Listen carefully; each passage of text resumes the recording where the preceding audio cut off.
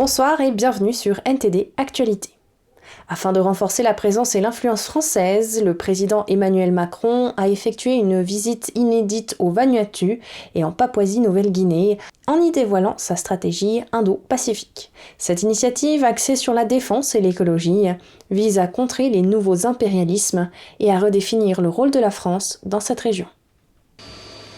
Hier et aujourd'hui, le président français Emmanuel Macron a fait une escale marquante au Vanuatu et en Papouasie-Nouvelle-Guinée, avec l'intention de renforcer l'influence française et de concrétiser sa stratégie Indo-Pacifique. Cette visite, une première pour un chef d'État français, a été l'occasion pour lui de mettre en lumière l'engagement français dans cette région, jusqu'à présent restée peu visible, voire inexistante selon certains observateurs. Au Vanuatu, Macron a dénoncé les nouveaux impérialismes qui menacent la souveraineté des États du Pacifique, une déclaration faisant écho à la rivalité d'influence avec la Chine, les États-Unis et l'Australie dans la région. Pour y faire face, la stratégie Indo-Pacifique de Macron s'articule autour de deux axes, la défense et l'écologie. Avec une boussole, la souveraineté des peuples et l'indépendance des États. L'Indo-Pacifique tout particulièrement, et peut-être l'Océanie plus encore en son sein, a une souveraineté et une indépendance qui est bousculée par le monde contemporain. D'abord, la prédation des grandes puissances. Les navires étrangers pêchent de manière illégale une zone économique exclusive. Dans la région, de nombreux prêts aux conditions léonines étranglent littéralement les développements. Les pratiques commerciales sont de plus en plus détournées de leurs fondements. Les ingérences se multiplient. Pour asseoir la nouvelle relation que la France tente de construire, la reconnaissance du douloureux passé dans la région était une démarche importante pour le président Macron. Parce que nous reconnaissons notre passé colonial ici au Vanuatu. L'histoire des Nouvelles Hébrides est une histoire d'accaparement des richesses et d'exploitation des populations. Le Vanuatu a subi une colonisation aussi brutale que celle qui a sévi ailleurs, en Afrique ou en Asie. Et aujourd'hui, nous sommes en quelque sorte à l'avant-garde de l'autodétermination des peuples. Une démarche qui, il l'espère, ouvrira la voie à un avenir plus collaboratif et respectueux. Le président a mis un accent particulier sur l'environnement, soutenant l'initiative du Premier ministre vanuatais Ismaël Kalsakaou pour une action immédiate face au changement climatique. L'Agence française de développement va se réengager dans toute la région. 200 millions d'euros seront consacrés au Pacifique par l'Agence française de développement sur ce quinquennat, soit 5 fois plus que les 5 années passées. Et beaucoup plus que ce que nous faisions historiquement. Ces mouvements stratégiques visent à donner une nouvelle dimension à la présence française dans le Pacifique et à positionner la France comme une puissance d'équilibre en opposition aux nouveaux impérialismes. Une manœuvre délicate qui se veut capable de redéfinir le rôle et l'influence de la France dans cette région cruciale du monde. Et le président russe Vladimir Poutine a déclaré que son pays pouvait remplacer les céréales ukrainiennes en les fournissant gratuitement à certains pays africains. Il cherche à étendre l'influence de la Russie en Afrique. Mais moins de la moitié des dirigeants du continent participent au sommet Russie-Afrique. Hier, le président russe Vladimir Poutine a déclaré aux dirigeants africains qu'il leur offrirait des dizaines de milliers de tonnes de céréales dans les mois à venir, malgré les sanctions occidentales. Il a déclaré que le Zimbabwe, la Somalie, la République centrafricaine et 3 autres pays recevraient 25 à 50 000 tonnes de céréales gratuitement. Notre pays peut remplacer les céréales ukrainiennes à la fois sur le plan commercial et sous forme d'aide gratuite aux pays les plus pauvres d'Afrique, d'autant plus que nous nous attendons cette année encore à une récolte record. La décision de la Russie de quitter l'accord sur les céréales de la mer Noire la semaine dernière a suscité des critiques. Mais Poutine a déclaré que Moscou avait quitté l'accord parce qu'aucune des promesses concernant la facilitation de ses propres exportations de céréales et d'engrais n'avait été tenue. Il a précisé que plus de 70% des céréales ukrainiennes exportées dans le cadre de l'accord étaient destinées à des pays à revenus élevés ou supérieurs à la moyenne, y compris dans l'Union européenne, tandis que des pays pauvres comme le Soudan recevaient moins de 3% des cargaisons. Il s'agit d'une situation paradoxale. D'une part, les pays occidentaux entravent l'approvisionnement de nos céréales et de nos engrais. Et d'autre part, je le dis clairement, ils nous accusent hypocritement d'être responsables de la crise actuelle sur le marché mondial des denrées alimentaires. Poutine ne peut se rendre dans de nombreux pays en raison d'un mandat d'arrêt de la Cour pénale internationale. Selon un analyste, Poutine considère le sommet Russie-Afrique comme une occasion d'occuper le devant de la scène devant les dirigeants de tout un continent. Il est très important du point de vue de Poutine de montrer que la Russie n'est pas isolée, et beaucoup dépendra du fait que le taux de participation s'approche, ne serait-ce que de loin, des 43 chefs d'État que nous avons vus arriver en 2019. La Russie affirme que 49 des 54 États du continent sont représentés au sommet Russie-Afrique, dont 17 par leur chef d'État et 4 par leur chef de gouvernement. Cela représente moins de la moitié du nombre de dirigeants qui ont participé au sommet en 2019. Et le dictateur nord-coréen Kim Jong-un a accueilli le ministre russe de la Défense à l'occasion du 70e anniversaire de la fin de la guerre de Corée, célébré en Corée du Nord comme le jour de la victoire. Cette visite constitue la première grande ouverture de la Corée du Nord sur le monde depuis la pandémie et illustre son soutien à la guerre menée par la Russie en Ukraine. Le dirigeant nord-coréen Kim Jong-un a dévoilé au ministre russe de la Défense des missiles balistiques interdits lors d'une exposition sur la défense, alors que les deux voisins se sont engagés à renforcer leurs liens. C'est ce qu'ont rapporté les médias d'État nord-coréens ce jeudi. Le ministre russe Sergueï Shoigu et une délégation chinoise dirigée par un membre du bureau politique du Parti communiste sont arrivés en Corée du Nord cette semaine. Ils sont en visite à l'occasion du 70e anniversaire de la fin de la guerre de Corée, célébré en Corée du Nord comme le jour de la victoire.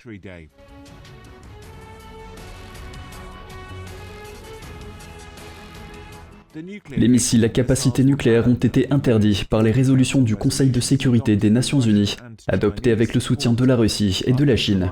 Ils ont toutefois servi de toile de fond à la démonstration de solidarité des trois pays, unis par leur rivalité avec les États-Unis.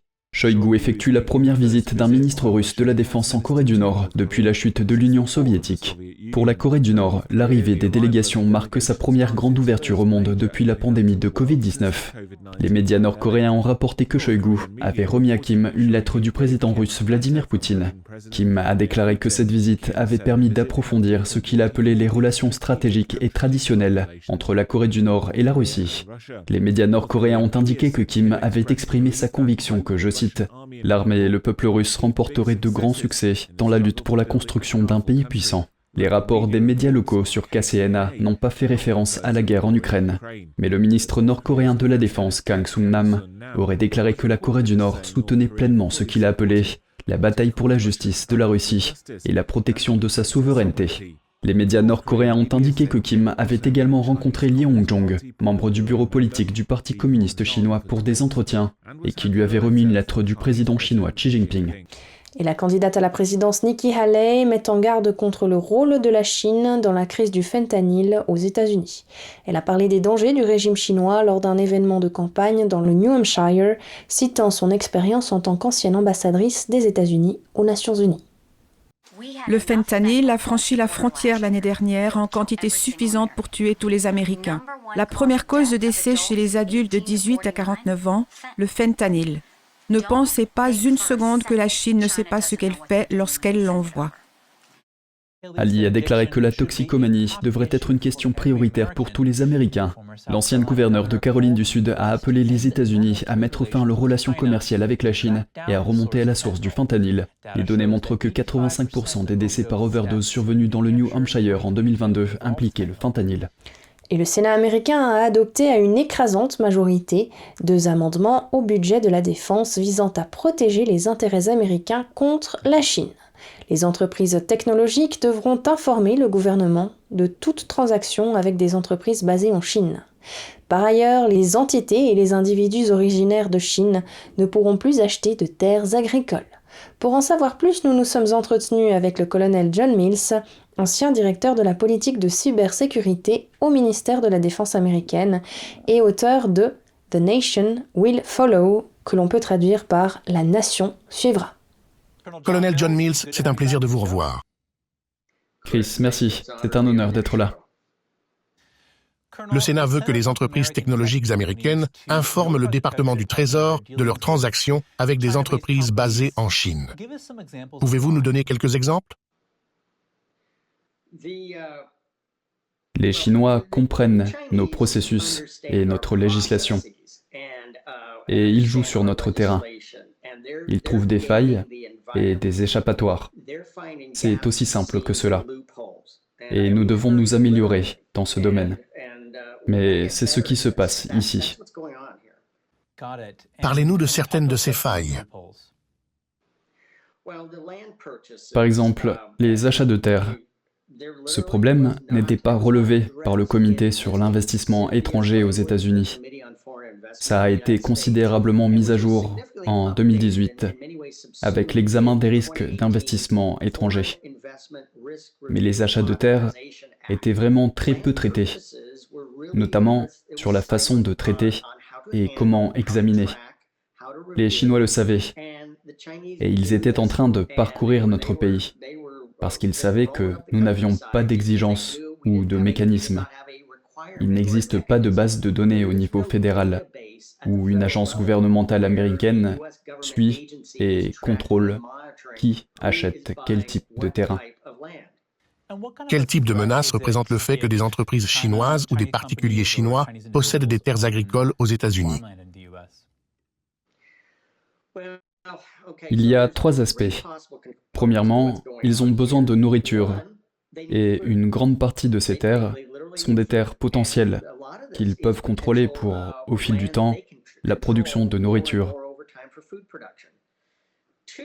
Je citerai l'exemple de la Caroline du Nord, où ils n'achètent pas autant de terres, mais où ils ont été très impliqués dans l'élevage de porcs, qui était une industrie énorme dans la Caroline du Nord. Deuxièmement, cela donne une influence.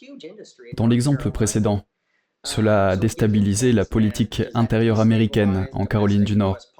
Donc, c'est une opération d'influence. Troisièmement, cela constitue une base pour espionner et cacher des choses.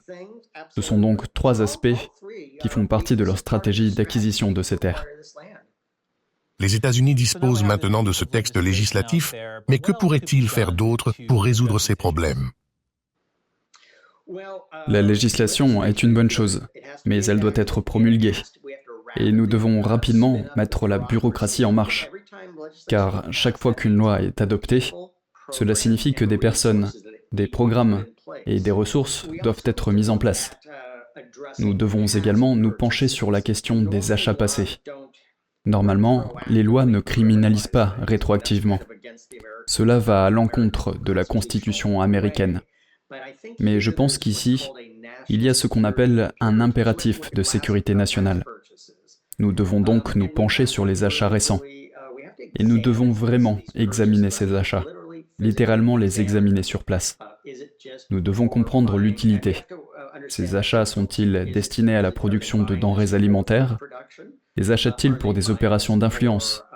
Est-ce qu'ils cachent des choses? Colonel John Mills, merci de nous avoir éclairés. Merci Chris, c'est toujours un honneur. Et la réglementation britannique en matière d'intelligence artificielle pourrait laisser des brèches ouvertes à l'entrée de l'intelligence artificielle développée de manière non éthique dans d'autres pays. L'approche britannique compartimentée est flexible, mais pourrait rendre plus difficile l'application de ces règles aux logiciels fabriqués à l'étranger.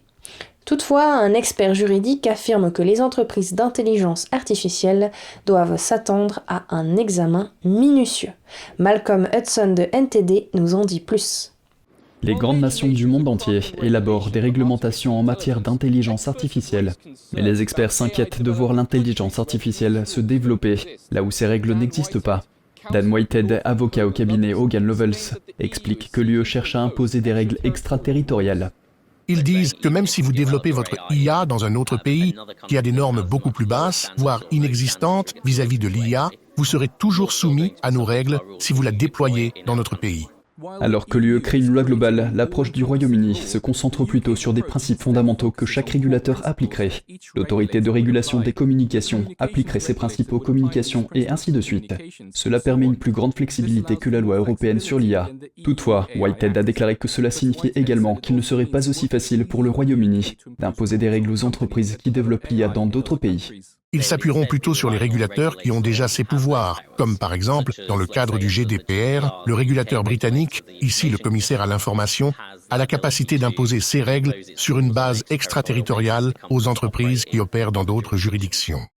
Selon lui, le tableau est beaucoup plus confus pour le Royaume-Uni que pour l'UE. Pour le Royaume-Uni, les règles seront compartimentées entre les régulateurs. Les entreprises pourraient vouloir profiter des failles ou des lacunes de la loi. Whitehead a déclaré qu'elle devrait toujours s'attendre à un examen minutieux. Je pense que la majorité de l'IA est développée par de grandes organisations, de grandes entreprises technologiques, de grandes institutions financières ou même par des start-up qui veulent devenir de grandes entreprises. Il sera très difficile d'éviter les contrôles en utilisant des sociétés écrans et d'autres moyens de ce genre. Je pense que le contrôle va très probablement se mettre en place. Les entreprises doivent s'y préparer. Jusqu'à présent, aucune réglementation majeure n'a été finalisée pour l'IA. Selon Whitehead, les pays en sont tous à des stades différents de propositions de législation dans ce domaine. Il est inévitable que des changements soient apportés à ces textes avant qu'ils ne soient promulgués. Mais ce que nous constatons également avec d'autres réglementations sur le numérique, c'est que les choses deviennent plus claires avec le temps, avec la jurisprudence, avec les jugements des tribunaux, l'impact exact de ces lois et la manière dont elles seront appliquées et interprétées dans la pratique. Il a ajouté que des ambiguïtés subsisteront pendant de nombreuses années et que nous devrons voir comment elles seront exploitées et résolues. Malcolm Hudson, NTD Actualité, Londres. Et les archéologues ont découvert le théâtre privé de l'empereur romain Néron près du Vatican, une découverte qualifiée d'exceptionnelle. Le théâtre impérial était mentionné dans des textes romains anciens, mais n'avait jamais été retrouvé jusqu'à présent. Les archéologues à Rome pensent avoir trouvé les ruines du théâtre privé de l'empereur Néron sur le terrain d'un futur hôtel Four Seasons. Les ruines se trouvent sous le jardin clos du palais de la Renaissance, à quelques pas du Vatican. Des archéologues ont effectué des fouilles dans les profondeurs du jardin depuis 2020 dans le cadre des rénovations prévues du Palazzo della Rovere, orné de fresques.